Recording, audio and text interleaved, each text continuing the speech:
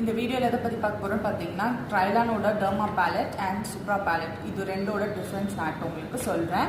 Note பண்ணி வச்சுக்கோங்க. And இந்த வீடியோவை மறக்காமல் சேவ் பண்ணி வச்சுக்கோங்க for later use. Derma palette யார் யாருக்கெல்லாம் எந்த ஸ்கின் டைப்ஸ்க்கு யூஸ் பண்ணலாம் அப்படின்னு பார்த்தீங்கன்னா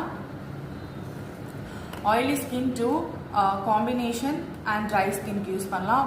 மோஸ்ட் ட்ரை ஸ்கின்க்கு நம்ம யூஸ் பண்ண முடியாது. எப்படி யூஸ் பண்ணோம் அப்படின்னு பார்த்தீங்கன்னா பிளெண்டிங் ஆயில் வச்சு யூஸ் பண்ணலாம். இல்லைன்னா செட்டிங் ஸ்ப்ரே வந்து நம்ம ஸ்ப்ரே பண்ணிவிட்டு பிளெண்ட் பண்ணிங்கன்னா உங்களுக்கு ஃப்ளாலஸாக இருக்கும் மேக்கப்.